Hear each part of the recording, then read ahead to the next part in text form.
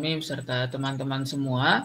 Pada pagi hari yang insya Allah berbahagia ini, kami dari kelompok 2 yang beranggotakan saya Muhammad Syauqi Al-Ghifari dan rekan saya Misbahul Munir akan mempresentasikan tambahan materi tentang penerapan pasar persaingan sempurna, yaitu bab 9 dari buku yang menjadi rujukan pelajaran kita di mata kuliah Mikroekonomi Intermediate ini.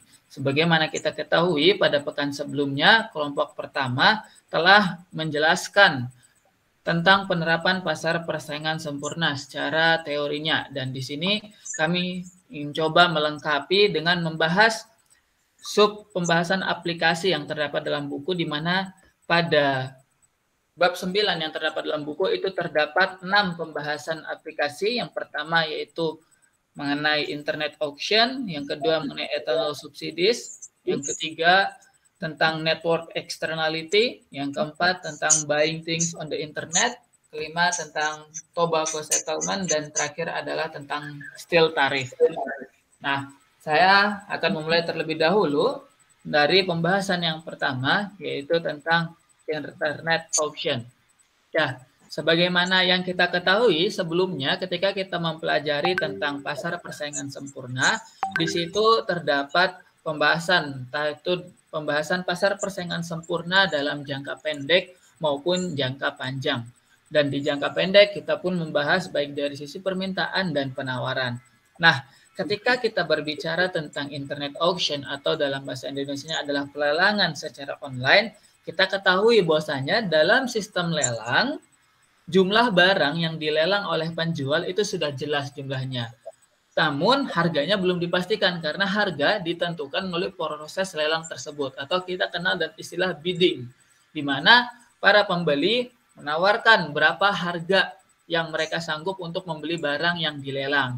Sehingga dari mekanisme lelang seperti itu, di mana jumlah barang yang dijual sudah jelas, namun jumlah barang yang dijual sudah jelas, namun harganya itu belum jelas, maka terbentuklah kurva yang tampak di sini, di mana kurva supply-nya itu berbentuk inelastis sempurna atau vertikal. Karena di sini sesuai dengan konsep lelang itu sendiri, harganya bisa berapapun, namun jumlahnya sudah jelas. Artinya ketika misalkan seseorang penjual, seorang pengusaha elektronik menjual satu buah handphone yang kemudian dilelang secara online kepada masyarakat, nah maka satu jumlah handphone itulah yang secara jelas dijual dengan cara lelang dan akan diterima dengan harga berapapun. Oleh karena itu di sini bentuk kurva penawarannya adalah vertikal. Nah, bentuk kurva penawarannya adalah vertikal, sedangkan bentuk kurva permintaannya seperti biasa, karena kurva permintaan di sini gambarkan jumlah harga yang ditawarkan oleh para pembeli atau bagaimana proses biddingnya, proses tawar-menawar dari pembelinya itu berlangsung. Misalkan ketika pertama kalinya ada seorang pembeli A menawarkan untuk membeli handphone tersebut seharga 1 juta, maka itu ada di P1. Kemudian ketika ada pembeli lain menawarkan dengan harga yang lebih tinggi, misalkan 1.500.000, maka dia akan kurva permintaannya pun akan naik. Seperti itu seterusnya sampai kemudian ditemukan kesepakatan dalam lelang tersebut. Nah, teman-teman di sini pun ada sedikit penambahan tentang mekanisme dalam internet auction itu sendiri, di mana sejatinya yang terdapat dalam proses auction atau pelelangan itu sang penjual menerapkan beberapa strategi atau menanamkan beberapa fitur yang tentunya ini agar sang penjual tersebut tidak rugi, karena dalam proses pelelangan sangat memungkinkan di mana seorang penjual mendapatkan harga di bawah harga aslinya. Nah, yang pertama, fitur pertama adalah reserve price, atau di sini harga yang reserve price ini adalah harga yang sudah ditentukan oleh penjual, di mana proses lelang dapat disepakati apabila harga yang ditawarkan oleh pembeli sudah mencapai reserve price tersebut. Misalkan tadi ketika jual beli handphone, di mana ternyata penjual sudah menetapkan reserve price sebesar 1 juta rupiah. Nah, apabila proses lelangnya berhenti di angka 950 juta, maka proses lelangnya tersebut tidak dapat terjadi atau dibatalkan karena belum sesuai dengan reserve price. Syarat agar lelang tersebut terjadi atau disepakati adalah apabila sudah menyentuh reserve price atau melampauinya. Nah, itu beberapa contoh dari itu beberapa kasus yang terjadi di internet auction. Nah, jika bentuknya adalah reserve price, ya jika bentuknya adalah reserve price, maka bentuk kurva penawarannya pun akan berbeda. Seperti yang bentuk kurva penawarannya pun tentunya tidak seperti sebelumnya, karena di sini harganya sudah ditentukan, harganya sudah jelas harga minimalnya, tapi bisa berubah menjadi lebih tinggi.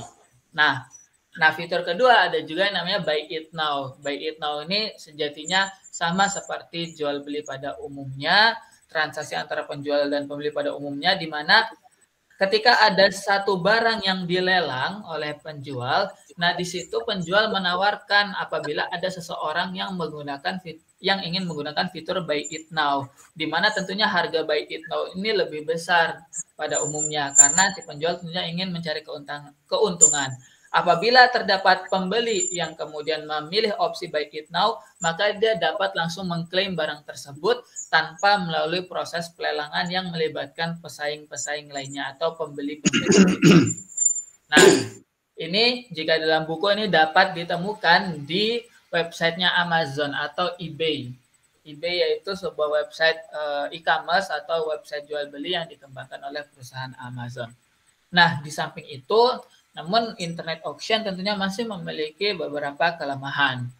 Kelemahan ini yang pertama adalah pembelinya tentunya belum dipastikan identitasnya karena semua orang dapat mengikuti proses pelelangan tersebut sehingga identitas pembelinya pun masih samar-samar, tidak diketahui secara pasti. Mungkin teman-teman ingat ya kasus pelelangan, seingat saya sepeda motor di ketika tahun 2019 ya kalau tidak salah, di situ laku dengan harga miliaran. Ternyata setelah dicari orang yang melelang tersebut ternyata mengaku tidak tahu kalau itu adalah proses lelang. Mungkin teman-teman masih ada yang ingat dengan berita itu ya.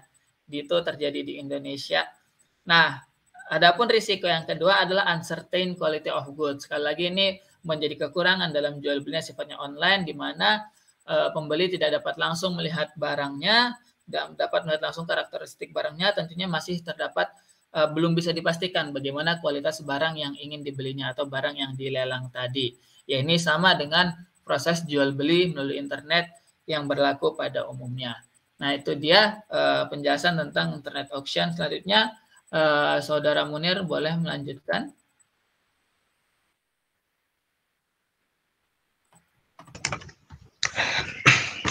Baik, bismillahirrahmanirrahim. Terima kasih rekan saya Mas Syauki sudah menjelaskan pada bagian awal. Mungkin ini yang nanti pembahasan selanjutnya masih beberapa bab masih sama lah. Yang pertama ini tentang subsidi etanol. Bahwasanya di buku itu sudah dijelaskan, diberikan contoh subsidi di Amerika Serikat ya teman-teman.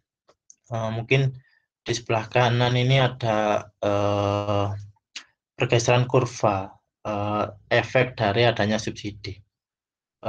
Dijelaskan bahwasanya pada kondisi semula yaitu pada harga di P1 dan jumlah di Q1 dan pemerintah memberikan subsidi dan subsidi tersebut menggeser harganya dari P1 berpindah ke P2, yang mana harga tersebut menunjukkan penurunan harga ya teman-teman dari P1 ke P2 dan mengakibatkan permintaan dari konsumen itu meningkat sehingga produsen juga menambah kuantitasnya sehingga terbentuk titik baru yaitu antara P2 dan Q2. Next.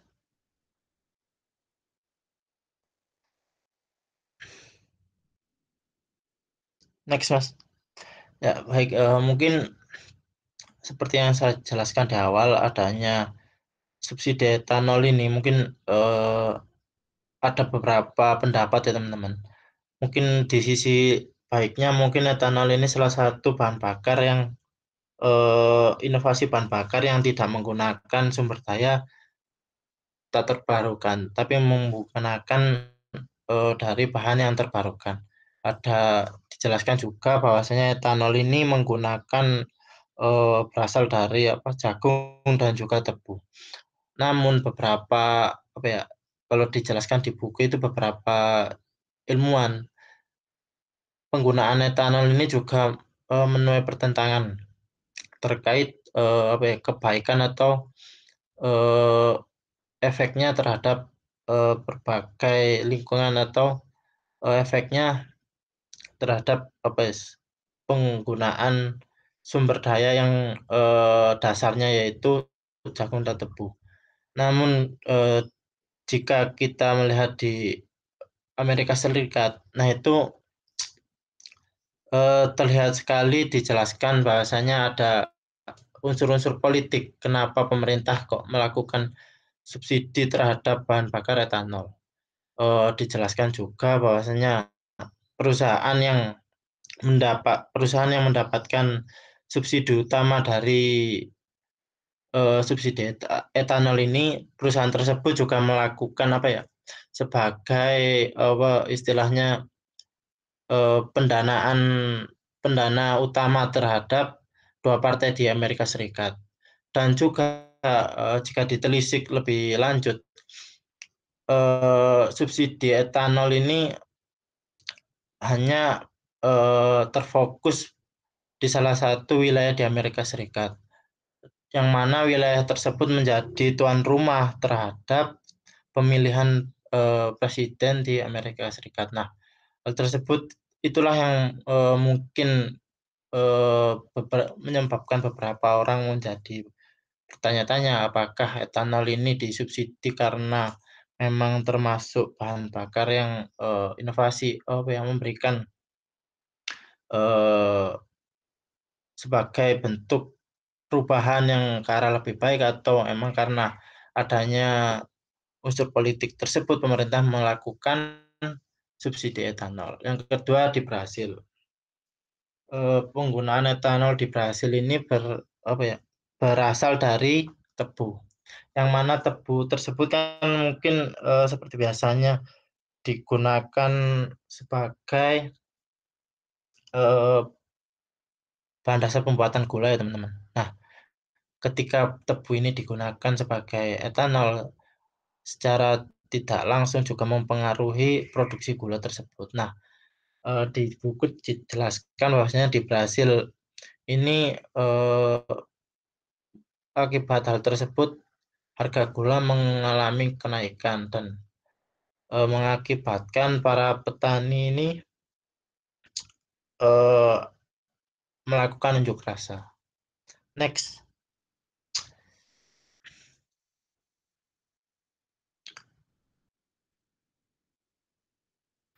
Oke, akan saya lanjutkan penjelasannya. Nah, di sini kita masuk ke sub ketiga, yaitu tentang network externality kaitannya dengan supply curve. Nah, mungkin teman-teman masih mengingat bahwasanya supply curve atau kurva penawaran dalam jangka panjang, pertama dia bisa berbentuk elastis sempurna, seperti itu. Dia bisa berbentuk elastis sempurna, itu bentuknya horizontal, namun ketika kemudian terjadi perubahan, ketika kemudian terjadi penambahan biaya produksinya, nah itu bisa menjadikan long run supply curve-nya itu menjadi berslope positif. Ketika biayanya itu bertambah, biaya produksinya bertambah. Nah, namun ternyata kurva penawaran dalam jangka panjang itu bisa memiliki slope negatif juga. Memiliki slope negatif atau dia bentuknya menjadi mirip seperti kurva permintaan pada umumnya, yaitu apabila biaya produksinya, production cost-nya itu berkurang. Nah, salah satu kejadian yang bisa, salah satu faktor yang bisa membuat salah satu faktor yang bisa membuat biaya produksi itu berkurang adalah apabila sebuah perusahaan itu memiliki jaringan yang kuat untuk mendukung proses produksinya. Dan dari kehadiran jaringan tersebut itu yang membuat perusahaan bisa lebih efisien dalam melaksanakan aktivitas produksinya. Sebagai contohnya, contoh di sini dari adanya jaringan yang memberikan eksternalitas positif ini adalah yang pertama itu telekomunikasi. Di mana telekomunikasi ini tentunya dapat mempermudah perusahaan dalam proses pemasarannya. Dalam proses pemasarannya telekomunikasi juga kemudian yang kedua yaitu selain telekomunikasi tentunya ada tentang software aplikasi di mana kita ketahui di zaman sekarang ini berbicara tentang produksi tidak hanya sebatas bekerja secara keras gitu atau bekerja menggunakan tangan bersentuhan langsung dengan barang-barang yang menjadi faktor produksinya, namun juga kita bisa memproduksi sesuatu itu dimulai dari laptop atau dimulai dari sebuah software. Nah, ini pun yang juga bisa mengurangi biaya produksinya sehingga kurva penawaran itu dalam jangka panjang bisa berbentuk berslope negatif, memiliki slope negatif yaitu dari kiri atas ke kanan bawah. Nah, kaitannya dengan network externality ini adalah terdapat sebuah hukum bernama hukum Metcalfe yang artinya adalah kegunaan suatu jaringan berpengaruh langsung terhadap jumlah pengguna suatu perusahaan. Artinya, jika kita jelaskan lebih lanjut, bahwasanya semakin banyak jaringan, semakin efektif jaringan yang dimiliki oleh seorang produsen atau sebuah perusahaan, maka dia dapat menjangkau lebih banyak pengguna, dia dapat menjangkau lebih banyak konsumen. Nah, itulah yang kemudian korelasinya dengan network externality tadi. Ketika jaringannya semakin baik, maka biaya produksinya semakin efisien dan jumlah user, jumlah konsumen yang dapat dijangkau pun lebih banyak dengan biaya produksinya yang semakin efisien tadi dengan hadirnya jaringan-jaringan tersebut.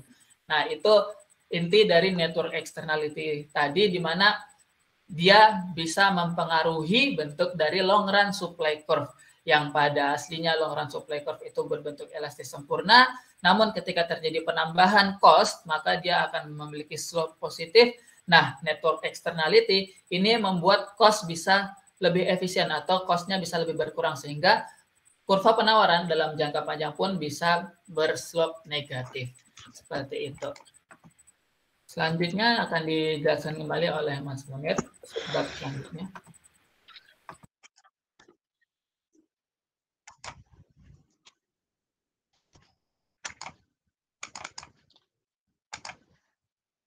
Baik, bismillahirrahmanirrahim. Selanjutnya adalah buying things on internet. Inovasi teknis dapat mengurangi biaya transaksi dengan cara menjalankan bisnis melalui internet.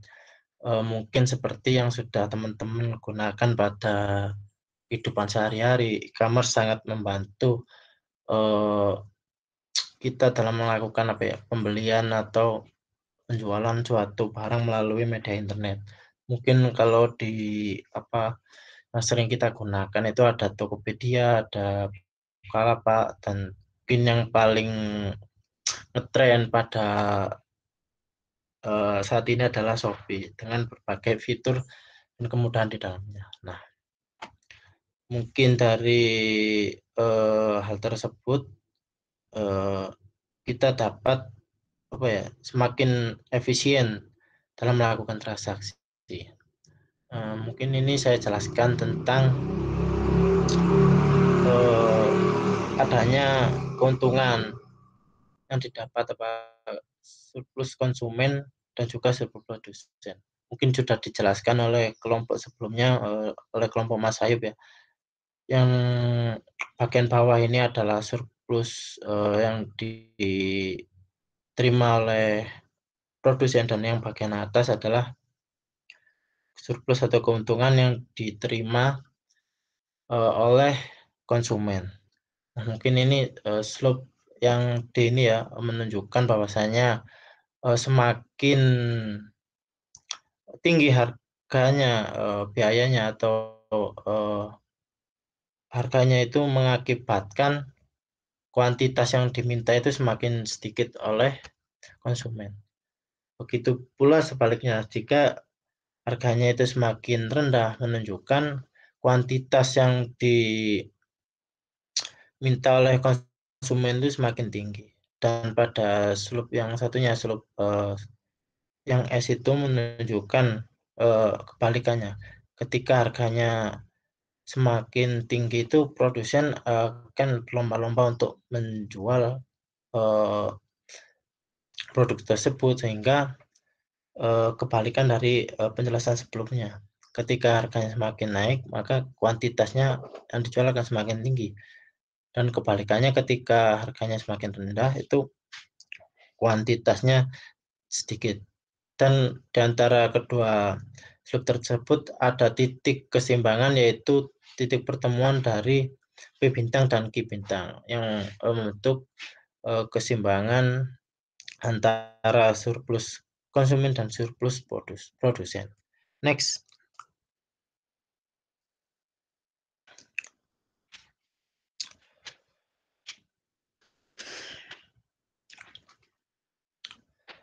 Berikutnya adalah growth of e-commerce, pertumbuhan internet sendiri. Mungkin sudah teman-teman rasakan ya. Kalau di buku ini dijelaskan bahwasanya pada tahun 2008 nilai transaksi transaksi ke konsumen sebesar 100 miliar US dollar, sedangkan bisnis to bisnisnya sebesar 200 miliar US dollar. Selanjutnya ada value added by internet. Nilai tambah dari fitur internet pada informasi yang disediakan yang memudahkan konsumen menentukan harga terbaik. Mungkin tidak hanya itu saja mungkin ya. Mungkin berbagai nilai tambah ketika kita menggunakan atau melakukan transaksi melalui internet, seperti berbagai fitur yang dimudahkan oleh platform tersebut untuk kita memfilter harga, memfilter lokasi, dan mencari referensi dari satu produk dari beberapa toko. Nah, itu merupakan nilai tambah yang ada dengan munculnya transaksi melalui internet ini. Next.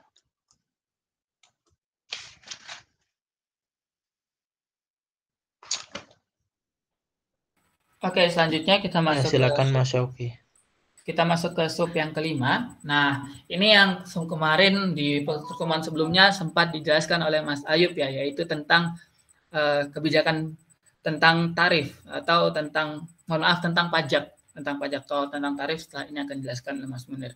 Nah, di mana pada tahun 97 yang lalu, nah ini salah satu perusahaan tembakau di Amerika itu kena gugatan untuk membayar sebesar 360 miliar US dollar. Jadi pengacara-pengacara dari berbagai negara bagian di Amerika itu menggugat salah satu perusahaan tembakau terbesar saat itu supaya membayar 360 miliar.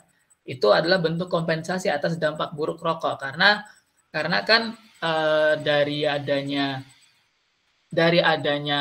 tembakau itu yang kemudian menjadi bahan baku rokok, sehingga perusahaan tembakau lah yang kemudian disalahkan atas dampak buruk yang dihasilkan oleh rokok. Nah, sejatinya mekanisme seperti ini tentu tujuannya agar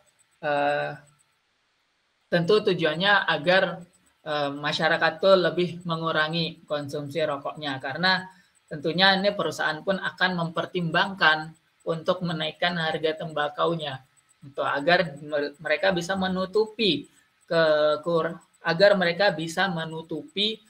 beban perusahaan yang harus membayar gugatan tersebut. Tentunya ketika kasus ini terjadi, dampaknya akan ke harga tembakau tadi, yang memang harga tembakau itu menjadi wewenang perusahaan. Nah, sebenarnya ada alternatif lain. Sebenarnya mekanisme seperti ini tidak jauh berbeda outputnya apabila yang dilakukan adalah peningkatan pajak, yaitu peningkatan pajak pada produk rokok.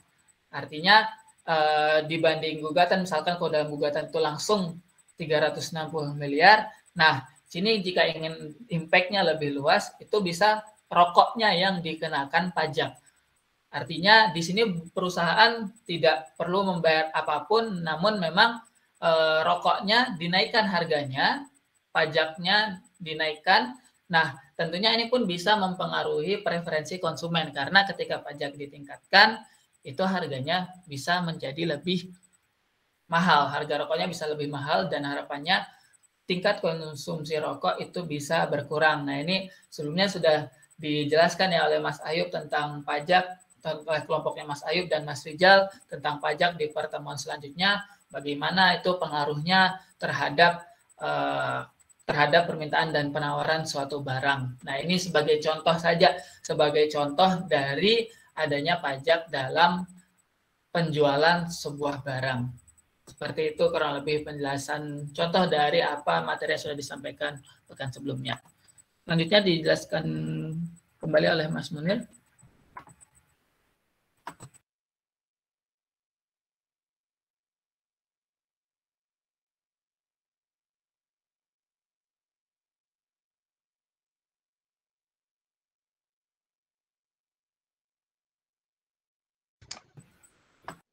Baik, terima kasih Mas Shoki.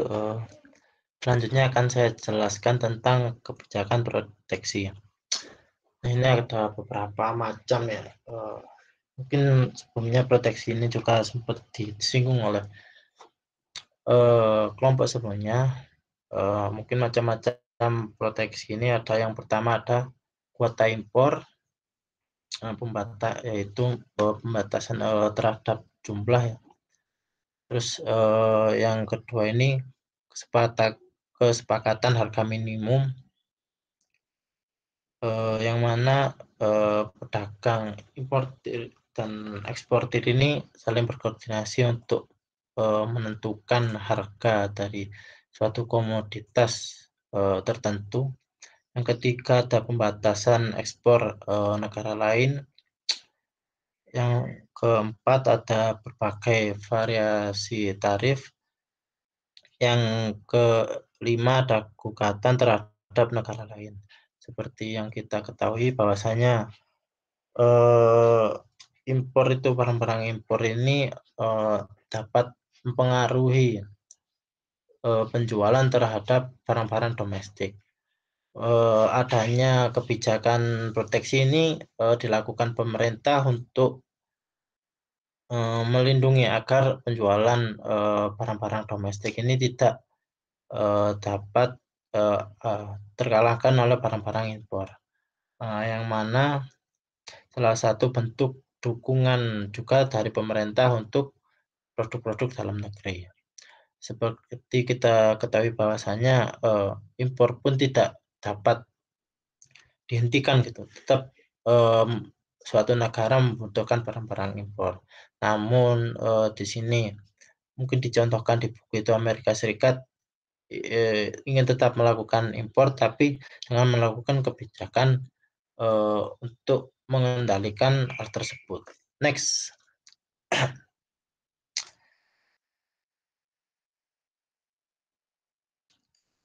Nah, ini dicontohkan di buku itu ada proteksi Amerika Serikat terhadap Cina. Yang mana ini dicontohkan Amerika Serikat mendakwa Cina telah melakukan proteksi dumping dalam aktivitas produksi baja di negara mereka. Kalau di buku itu dicontohkan pipa baja teman-teman. Seperti yang kita ketahui bahwasanya dumping menjual di pasar internasional lebih murah karena Cina melakukan pelanggaran terhadap perdagangan dengan Amerika Serikat, melakukan pelanggaran impor. Oleh karena itu Cina dikenakan sanksi lah, dikenakan penalti oleh Amerika Serikat. Adapun efek proteksi ini konsumen mendapat berkurang surplusnya, keuntungannya sebesar 2,5 US dollar.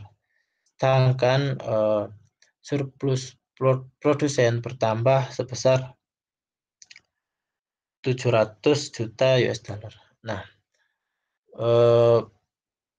banyak sekali ya teman-teman, mungkin kalau kita lihat di contoh yang di buku ini, adanya proteksi, adanya kebijakan tarif ini sangat membantu produsen dalam negeri untuk meningkatkan keuntungannya, untuk melindungi keberlangsungan produk-produk yang ada di produk-produk nasional. Next.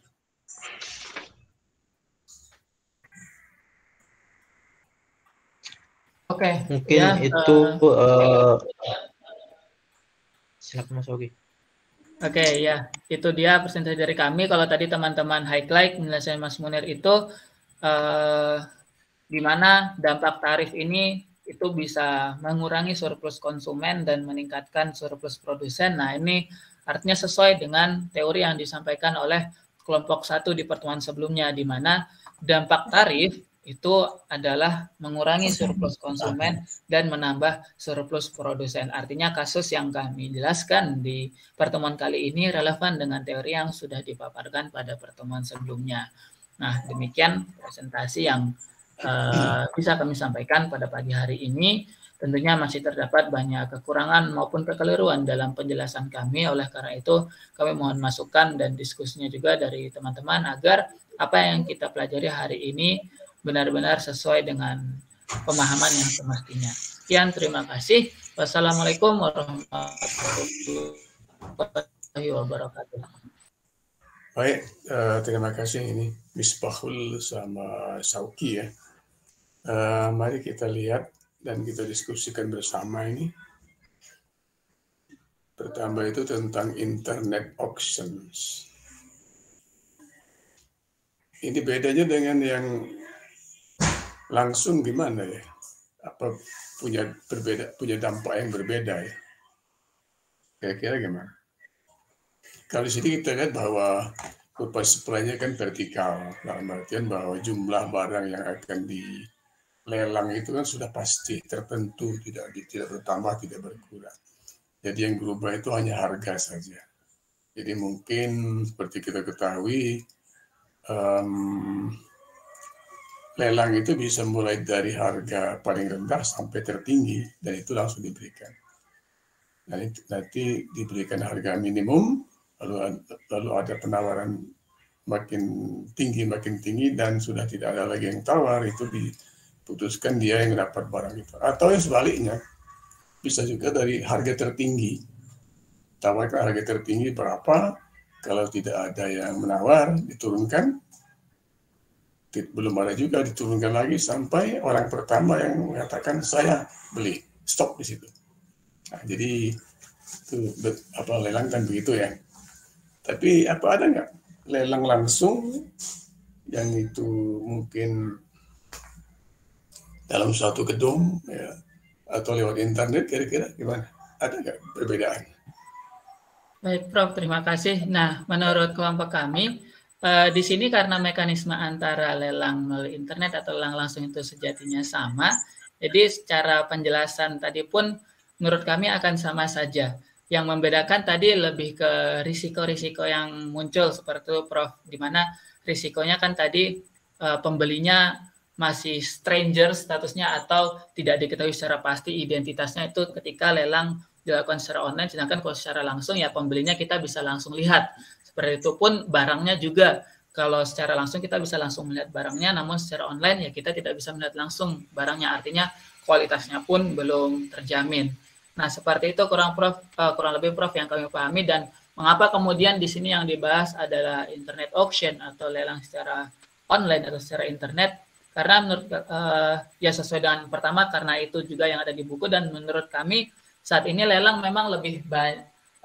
Lelang di internet itu banyak, Prof. Terutama di Instagram itu saya sering sekali menemukan banyak akun Instagram itu yang bisnisnya adalah lelang seperti itu, Prof. Jadi memang sekarang tidak hanya perusahaan-perusahaan besar atau perusahaan yang berbadan hukum yang melakukan lelang, namun juga setiap orang melalui media sosial yang ada itu sudah bisa melakukan proses lelang. Nah, inilah yang kemudian menurut kami internet auction ini berkembang pesat di era modern ini, terutama dengan adanya dukungan internet. Seperti itu, Prof. Jadi kalau secara mekanisme menurut kami tidak ada perbedaan. Iya, ya. Terutama risiko tadi ya. Mengenai kualitasnya kan, karena barangnya itu paling lewat foto ya. Tidak langsung dilihat, tapi kalau yang langsung ya bisa diraba, bisa dibuka, dan seterusnya. Tapi kalau yang itu kita, calon pembeli hanya mempercayai informasi dari internet itu ya. Memang uncertain quality of goods ya. Kecuali kalau barang-barang yang sudah standar itu lebih risiko lebih kecil ya dibanding yang tidak standar. Misalnya ini produk pertanian itu susah itu karena tidak ada standar. Kalau yang produk manufaktur itu lebih ada standarnya ya.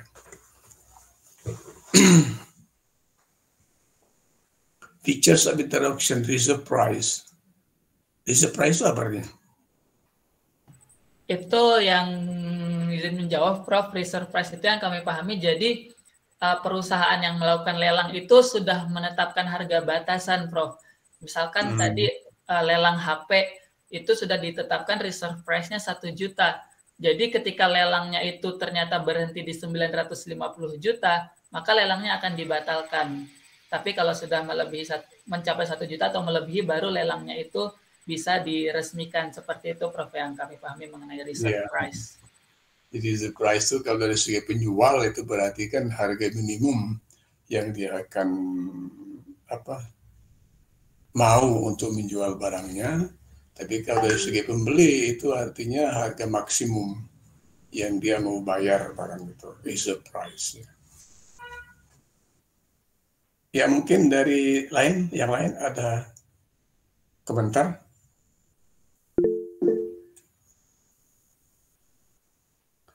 Kalau tidak, kita lanjutkan ke ini, etanol ya. Itu Prof, ada dari Mas Bagus. Oh ya, silakan. Dan Mbak Vivin. Oh ya, silakan.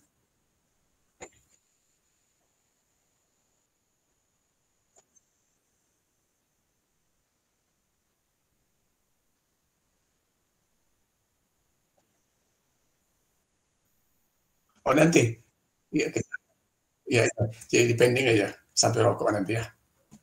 Terus yang satunya siapa? Yang kita tanya tadi? Katanya Bagus sama?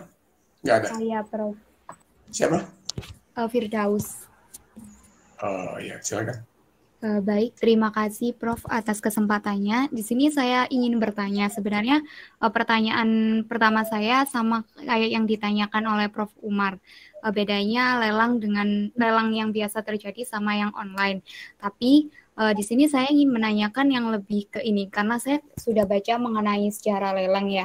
Dan lelang ini ada yang menyatakan bahwa lelang ini termasuk tidak rasional gitu, tetapi secara perkembangan lelang ini kan sudah terjadi di beberapa tingkatan daerah gitu, bahkan barusan yang disampaikan oleh kelompok 2 ini kan secara online gitu. Nah, ketika lelang ini dikatakan tidak rasional, mengapa lelang ini tetap terjadi gitu? Karena secara harga itu bisa diperoleh dengan harga yang sangat rendah atau bahkan sangat tinggi gitu. Mungkin dari kelompok 2, terima kasih.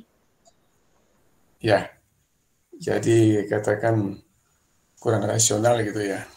Gimana? Jawabannya gimana? Misbahul atau Sauki? Baik, terima kasih Mbak Vivin atas pertanyaannya. Jadi memang di sini kenapa kemudian kami membahas internet auction gitu ya, atau auction secara online, karena dalam beberapa contoh internet auction yang terjadi, salah satu yang saya beri contoh adalah tadi yang dilakukan oleh Amazon. Nah, mereka itu dalam websitenya ketika melakukan auction atau lelang, mereka menambahkan fitur, yaitu yang pertama fitur reserve price tadi, yang kedua adalah fitur buy it now, yang tadi sudah saya jelaskan. Nah, dua fitur ini menurut kami yang dapat meminimalisir ketidakrasionalan harga, karena ya jika di reserve price maka penjual pun insya Allah akan tetap mendapatkan keuntungan karena dia sudah menetapkan harga minimum dari barang tersebut. Artinya ketika dia hasil lelang itu di bawah harga minimum barang, ya lelangnya tidak akan terjadi dan penjual pun tidak akan mengalami kerugian karena barangnya tidak jadi dibeli dengan harga yang di bawah standar. Nah, kalau dia mencapai reserve price-nya atau melebihi, ya tentunya penjual pun pasti akan mendapatkan keuntungan dari situ. Atau menggunakan fitur buy it now, di mana barang yang dilelang itu boleh pembeli itu masuk dari fitur buy it now ini, artinya dia membeli dengan harga yang sudah ditetapkan oleh penjual, di mana dalam buy it now ini biasanya harganya akan cenderung lebih tinggi dibanding harga lelang yang berlaku atau harga lelang yang biasanya tercapai. Namun di buy it now ini, apabila ada pembeli yang mengambil harga untuk fitur buy it now, maka dia langsung dapat mengklaim barangnya tanpa mengikuti proses lelang dengan pesaing-pesaing lainnya atau pembeli lainnya. Nah, ini menurut saya yang menjadi langkah antisipatif untuk supaya harga yang diperoleh dari proses lelang ini dapat terjadi sesuai kesepakatan.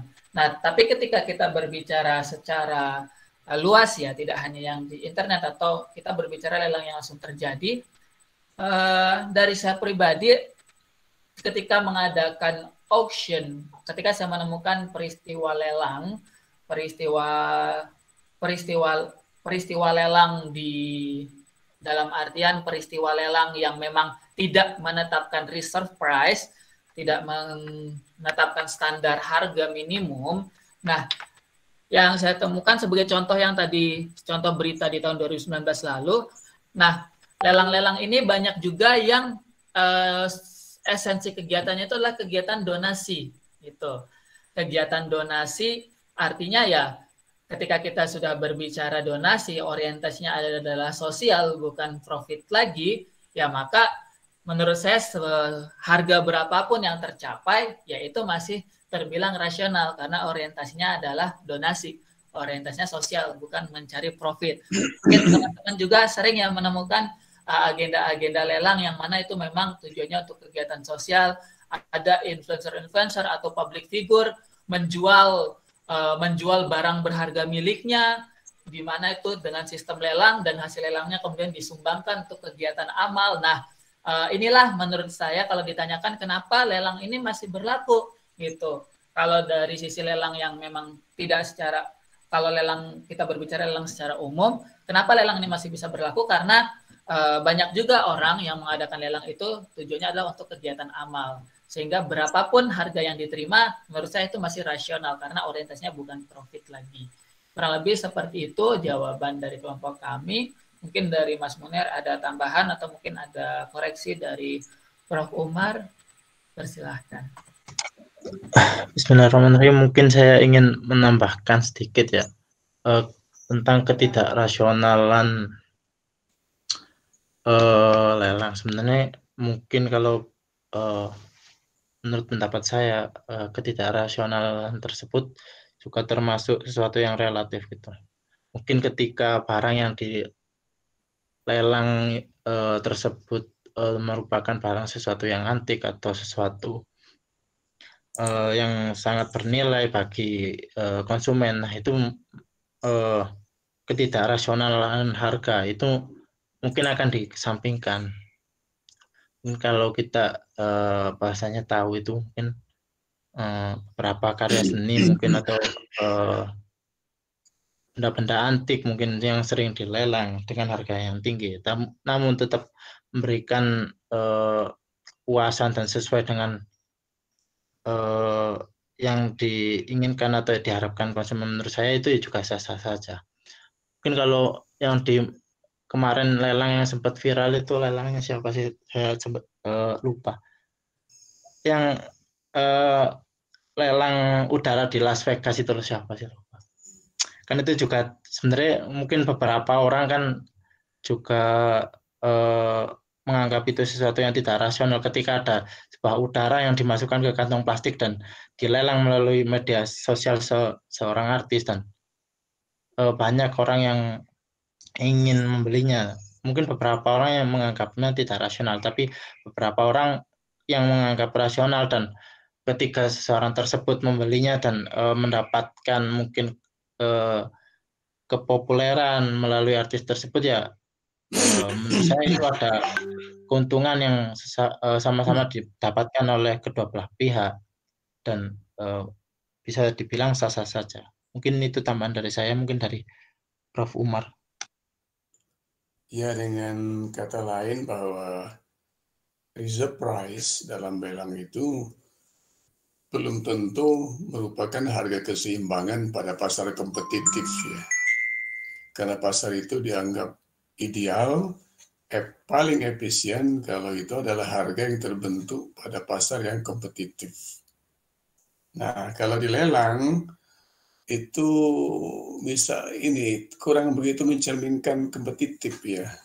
Seperti misalkan tadi ya, lukisan Mona Lisa katakan itu kan harganya mahal sekali itu ya, miliaran itu harganya.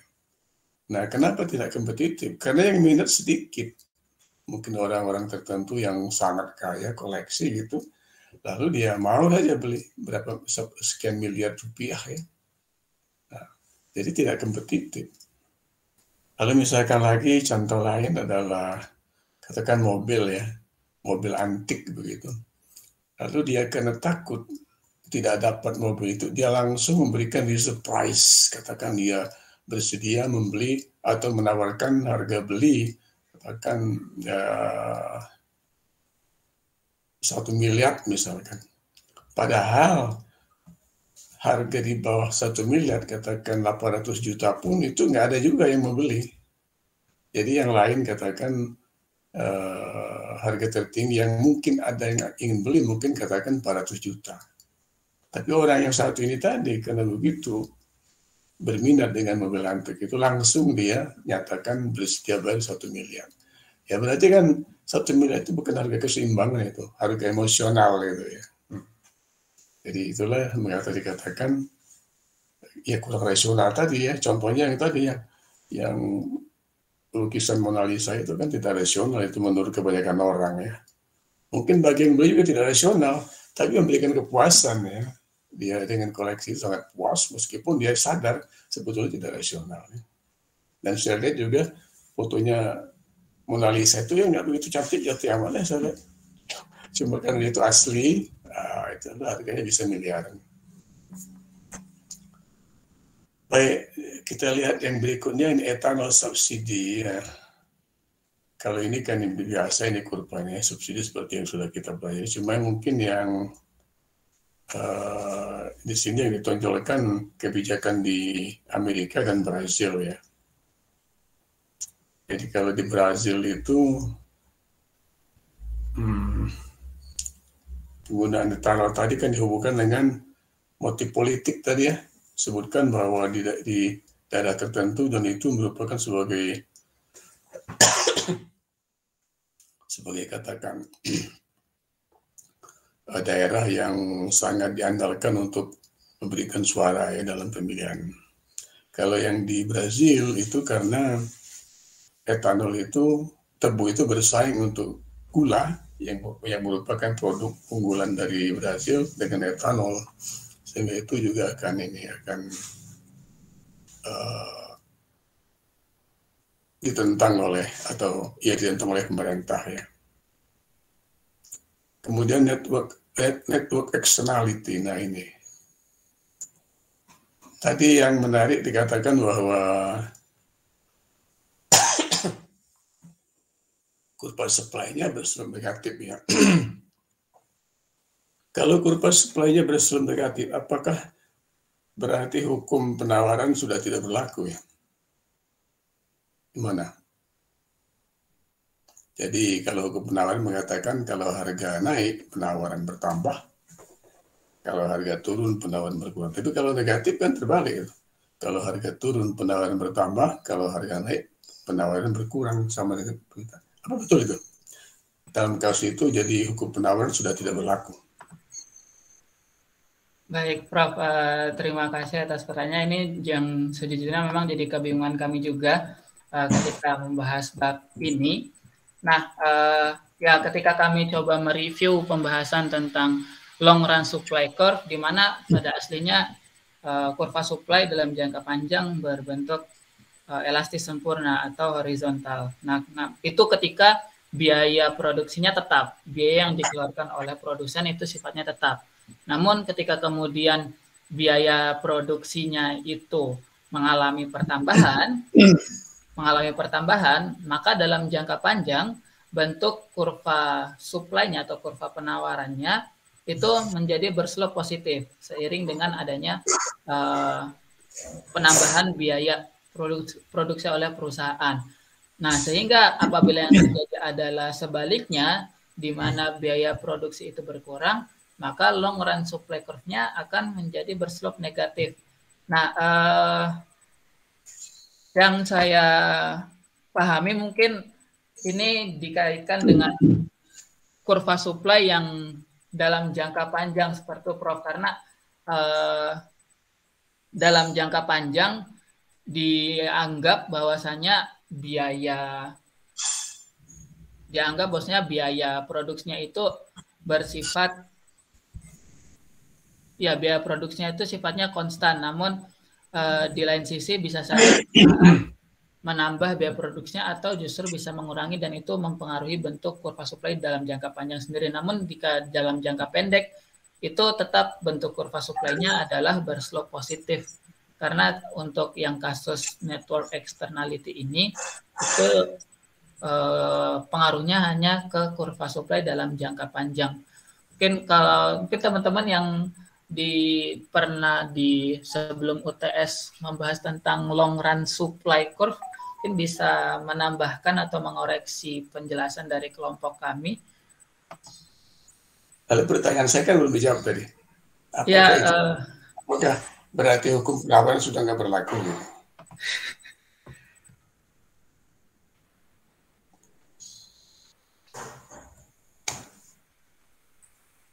Masih berlaku apa enggak?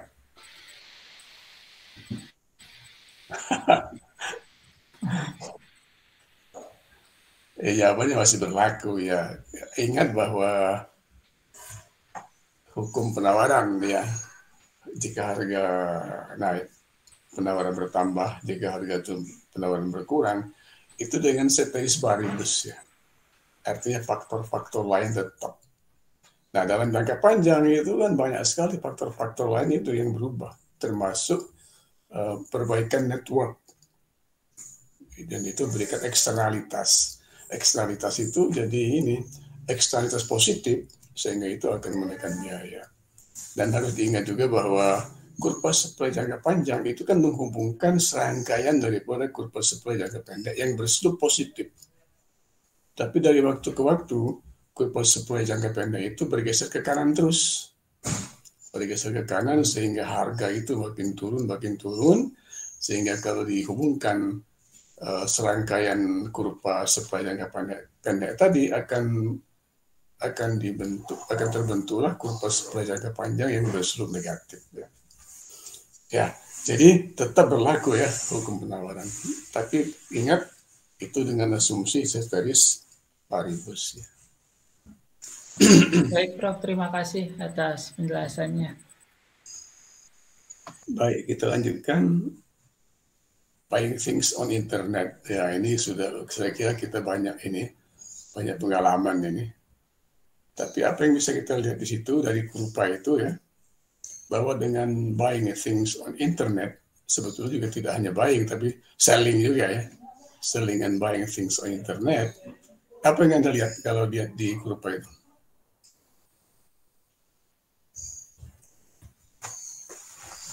Siapa yang bisa ini? Yang bisa menangkap apa yang ditunjukkan? Ya.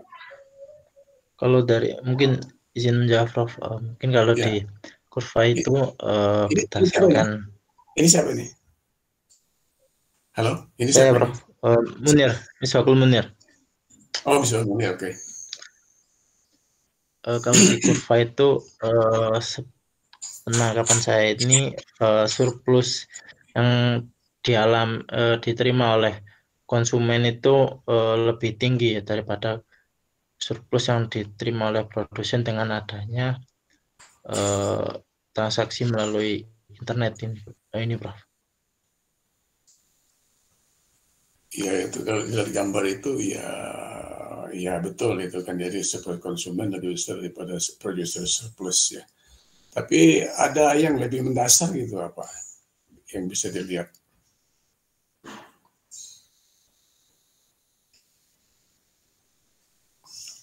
Di situ kelihatan bahwa mungkin ada audiens yang lain, peserta lain ingin mengomentari. Jadi buying things on internet dikaitkan dengan kurva di sebelah kanan itu. Kalau yang saya tangkap, Prof, mohon koreksi apabila salah.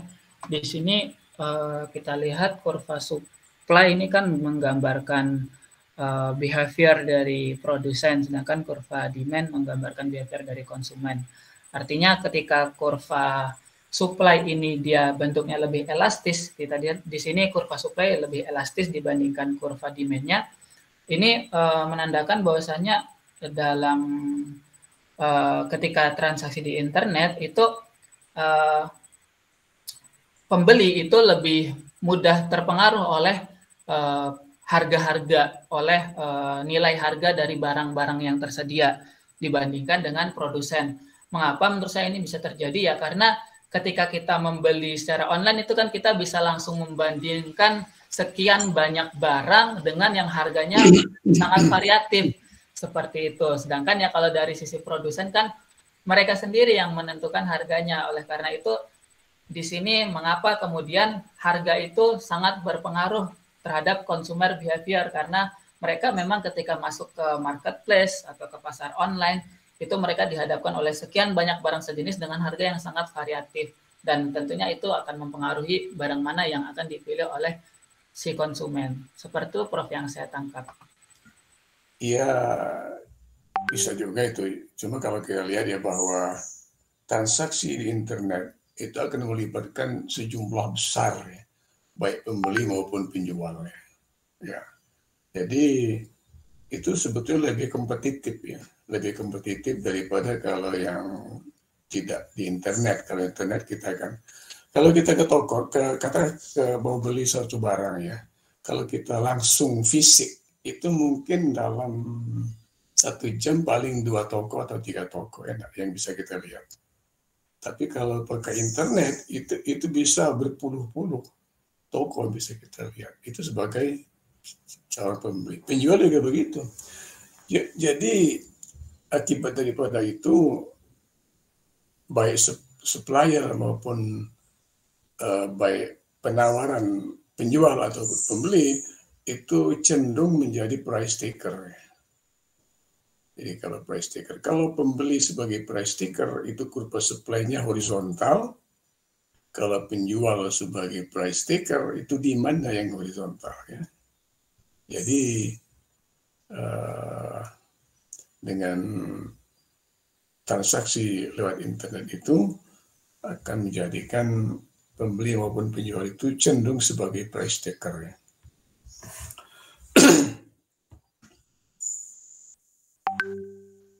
Dan itu kalau di total surplus itu ya besar ya, mungkin mendekati kompetitif. Persaingan sempurna itu kan adalah ini, ada apa namanya, satu model yang ideal ya, yang itu mungkin dalam praktek tidak begitu banyak atau susah untuk ditemukan ya dalam praktek. Ya, oleh karena itu yang mendekati perfect competition itu bisa. Nah, transaksi lewat internet itu bisa mendekati itu. Katakan transaksi saham di bursa efek itu mendekati itu. Pembeli banyak sekali, penjual juga banyak sekali ya. Dan cepat. Jadi reaksi harga itu berubah dengan cepat sekali kan kalau di bursa efek lewat internet itu.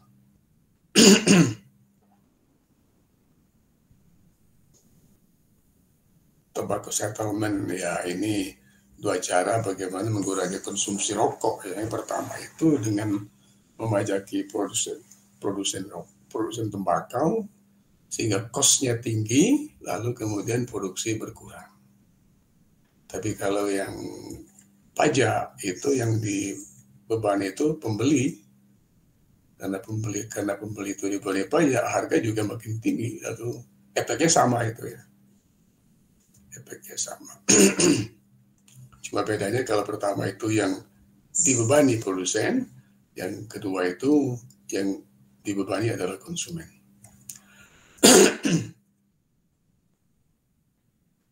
Busuk. Oh, biar hamba aja no. Si penuh kok kok minyak dah kok kejualan. Si ada kok minyak kok penuh. Kok ya. Kalau berapa? Kok penuh minyak kok dokter 9.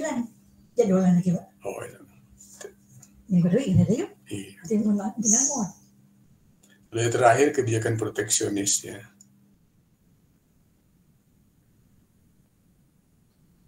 Ya, cuma mungkin yang perlu dilihat ini efek proteksi. Jadi kan Amerika mengenakan pajak impor terhadap baja yang diimpor dari Cina ya. Nah, akibat daripada itu kan berarti harga baja itu menjadi meningkat. Sehingga kalau harga meningkat berarti konsumen atau pembeli daripada bahan baja itu akan membayar lebih mahal, sehingga kalau di total itu berkurang ya 2,5 miliar US dollar ya. Surplus produsen itu berarti kan produsen domestik di Amerika akan bisa menjual bajanya lebih tinggi daripada tanpa proteksi tadi ya, sehingga dia akan mendapatkan 700 juta US dollar. Nah kalau di total itu kan nggak imbang ya. Itu disebut dengan dead well wash itu. Tambah 2,5 miliar, tapi tambah 700 juta, tapi berkurang 2,5 miliar. Berarti kan ini secara welfare itu kan mengurangi welfare daripada masyarakat. Oke. Itu akhir dari topik di sini. Ya cukup menarik ini. Jadi kita tidak hanya melihat konsep teoritik, tapi bagaimana konsep itu diterapkan dalam praktek. Ya. Baik, ada yang ingin komentar atau pertanyaan?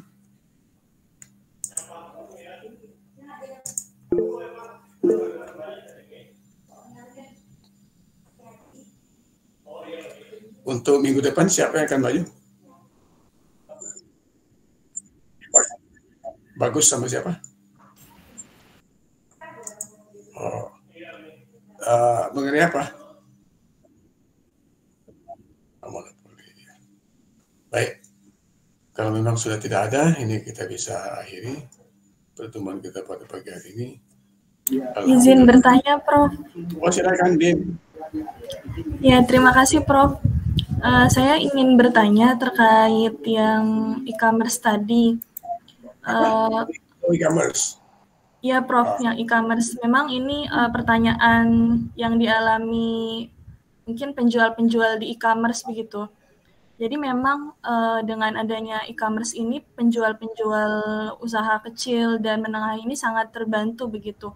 Apalagi di masa pandemi yang tadinya pembelinya itu tidak ada, tetapi karena masuk ke e-commerce jadi membantu untuk penjualan produknya begitu. Nah, tapi memang benar di e-commerce ini ada pengenaan pajaknya. Kebetulan saya juga menggunakan e-commerce Shopee, menjual produk di sana di Shopee, dan ini pajaknya ini semakin lama semakin tinggi begitu, dan itu untuk setiap transaksinya sekitar 2,5% begitu, dan ini di masa pandemi ini semakin meningkat begitu. Memang kalau kita lihat dari sisi konsumen, harganya jauh di bawah kalau kita beli di pasar secara langsung begitu. Nah, otomatis kan banyak pembeli yang membeli di e-commerce, tapi mereka nggak tahu kalau sebenarnya ini pajaknya ini semakin naik begitu. Yang mereka tahu kok kenapa harganya naik begitu. Padahal penjual ini menaikkan harga produk karena memang dari pihak Shopee-nya ini menaikkan pajak begitu. Jadi seperti memang memberikan keuntungan yang besar untuk konsumen, tetapi mencekik produsen begitu. Nah, kira-kira bagaimana menurut kelompok presenter terkait agar sama-sama ada di equilibrium begitu antara produsen, konsumen, dan juga pemerintah begitu. Terima kasih. Ini pajak ini masuk kas negara atau itu fee yang dipotong oleh Shopee? Nah, ini tidak dijelaskan, Prof, oleh pihak Shopee-nya apakah masuk ke kas negara atau di Shopee. Di sana hanya bertuliskan pajak begitu, pajak penjual. Kalau pajak penjual berarti masuk kas negara ya.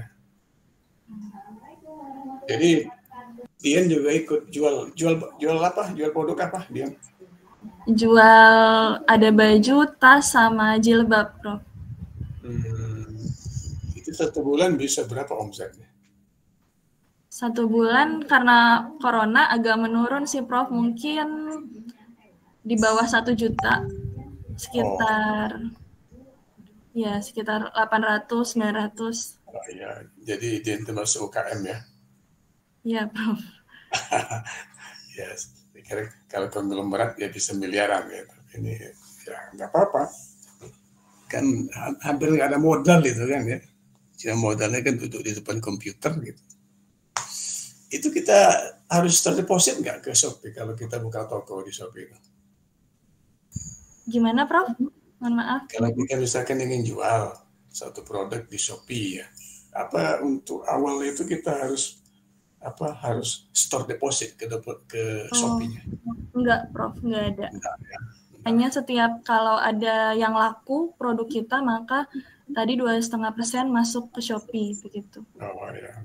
Okay. Baik, silakan dijawab pertanyaan Dian. Ya, tadi kalau salah, gimana equilibriumnya gitu ya dengan kasus kenaikan pajak itu tadi. Silakan. Ya, saya mau menjawab dulu. Kalau itu ternyata pajak yang masuk kas negara, sejatinya saya juga bingung sih kenapa itu bisa bertambah ya, karena kan ketentuan pajak, jumlah pajak itu kan sudah jelas diatur dalam undang-undang. Artinya ketika ada peningkatan pajak, ya berarti ada regulasi juga yang dirubah. Yang terbaru di RUU KUP yang sedang dirancang itu kan ada kabar bahwasanya PPN yang aslinya itu 10% akan dinaikkan menjadi 12%. Nah, itu jelas berarti ada pertambahan pajak. Tapi kalau ternyata dari Shopee itu mengatakan itu pajak, sedangkan dari negara tidak ada perubahan regulasi, ya ini menurut saya yang membingungkan ya. Namun artinya di sini perlu dikonfirmasi dulu sih apakah ini emang benar-benar pajak yang masuk ke kas negara atau ini sebagai fee, atau karena tadi Mbak Din juga bilang setiap transaksi itu nanti dipotong 2,5% itu. Nah, kalau saya nangkapnya itu malah itu sebagai fee yang kita bayar buat Shopee-nya yang sudah menyediakan tempat berdagang gitu. Nah, kalau itu yang terus naik ya berarti kan itu memang kebijakan dari Shopee-nya itu sendiri. Nah, bagaimana kemudian supaya kalau memang itu yang terjadi, itu artinya kenaikan ini memang itu atas otoritas marketplace-nya itu sendiri. Bagaimana kemudian agar equilibrium terjadi? Ini mungkin cukup normatif ya jawaban saya. Pertama, dari penyedia marketplace itu ketika membebankan fee itu perlu mengkalkulasikan antara misalkan kalau misalkan kita mengatakan keunggulan marketplace itu adalah harganya yang lebih rendah daripada pasar konvensional gitu ya. Nah, maka apabila marketplace ingin menetapkan fee yang ditarik dari setiap transaksi di marketplace tersebut, nah itu harus mengkalkulasikan antara harga barang yang dijual oleh konsumen ditambah fee tersebut, nah dibandingkan kemudian dengan harga yang berlaku di pasar konvensional gitu. Misalkan dan ini juga berlaku juga dengan produsen atau dengan penjual ya, karena penjual juga kan yang menetapkan harga. Nah, itu harus kalau ingin tetap kompetitif, ya maka penjual memasang harganya itu harga, kemudian apabila ditambahkan dengan fee, itu mereka jangan sampai mengalami kerugian. Nah, kurang lebih, nah ini dia artinya antara komunikasi antara pihak Shopee sebagai penyedia marketplace dalam menetapkan fee, kemudian dengan penjual yang menetapkan harga barang. Nah, ini harus dikomparasikan dengan harga yang berlaku di pasar konvensional. Contoh sederhananya seperti ini. Misalkan menjual tas gitu kan, menjual tas di mana modal tas ini adalah 100.000. Modal tas ini adalah 100.000 karena biasa penjual kan membelinya itu mereka nyetoknya itu grosiran sehingga harganya bisa lebih murah. Modal tas 100.000 itu bisa dijual anggaplah 150.000 misalkan. Misalkan ini masih contoh karena saya juga tidak pernah terlibat langsung di dalam marketplace sebagai penjual. Nah, itu beli grosiran modalnya jadi 100.000 per tas kemudian bisa dijual 150.000. Nah, harga yang berlaku di pasar itu adalah 160.000. Harga yang berlaku di pasar adalah 160.000. Pasar konvensional karena selain online itu 160.000. Nah, harga jual 150.000 tadi yang ditetapkan oleh penjual di marketplace itu sudah termasuk fee sebesar anggaplah 150.000 itu anggaplah 5% gitu ya. Misalkan fee-nya adalah 5%. Berarti kan di situ kena potongan kalau 150.000 5%-nya itu berarti 7.500 ya. 7.500. Artinya penjualan bersih, pendapatan bersih yang didapatkan oleh produsen adalah 142.500. Masih lebih unggul, masih lebih tinggi dari modal yang dikeluarkan dan juga masih bersaing dengan harga pasar konvensional karena tadi pasar konvensional 160.000 dan harga yang dipasang di marketplace itu 150.000 yang apabila dipotong fee untuk marketplace-nya itu masih melebihi modal yang dikeluarkan. Nah, menurut saya kalkulasi-kalkulasi seperti inilah yang kemudian perlu dilakukan, perlu ditelaah lebih lanjut, yaitu dibandingkan dengan harga yang ada di pasar konvensional juga agar teman-teman yang penjual di marketplace ini tetap dapat bersaing dan konsumen-konsumen juga larinya ke teman-teman yang di marketplace karena harganya lebih murah juga. Namun dari sisi penjual juga tetap untung dan dari sisi marketplace juga tetap mendapatkan imbalan yang kompetitif. Semoga dapat dipahami atau mungkin dari teman-teman yang lain ada tambahan dipersilahkan. Ya, yang pasti itu ya ada harga keseimbangan baru ya dengan adanya pajak atau fee katakan ya sebetulnya sama saja itu ya dari segi konsep pasar sama saja. Cuma pajak itu ke kas negara, kalau fee itu ya ke kasnya Shopee katakan. Tapi tetap aja sama, jadi dampaknya akan meningkatkan harga keseimbangan pada umumnya ya. Cuma dari teori yang kita pelajari, pajak itu atau katakanlah yang pajak 2,5% tadi umumnya tidak sepenuhnya ditanggung oleh pembeli sebesar 2,5%. Tergantung elastisitas dari penawaran dan permintaan. Bisa saja pembeli menanggung 1,5%, tapi penjual menanggung 1%. Artinya penjual menerima harga di bawah harga sebelumnya. Pembeli membayar harga di atas harga sebelumnya. Jadi jaraknya itu 2,5%. Atau boleh jadi juga ini penjual yang menanggung lebih banyak daripada pembeli ya, tergantung tadi. Mana yang paling sensitif ya. Kalau sensitifnya itu misalkan penjual itu mungkin penjualnya lebih banyak harus menanggung beban tadi. Tapi kalau pembeli yang sensitif itu pembeli mungkin yang menanggungnya. Baik, ada yang lain?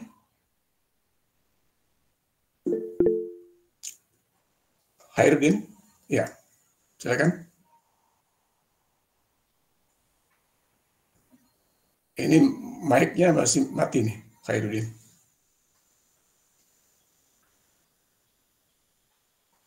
Halo, Herudin. Mic-nya on, off.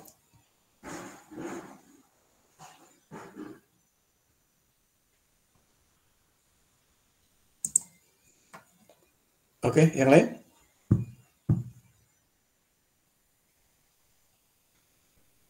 Baik, kalau tidak ada, bisa kita tutup pertemuan pada pagi hari ini. Alhamdulillahirabbil alamin. Sampai insya Allah ketemu lagi hari Selasa depan. Assalamualaikum warahmatullahi wabarakatuh. Waalaikumsalam warahmatullahi wabarakatuh. Terima kasih banyak, Prof. Terima kasih, Prof. Terima kasih, Pak.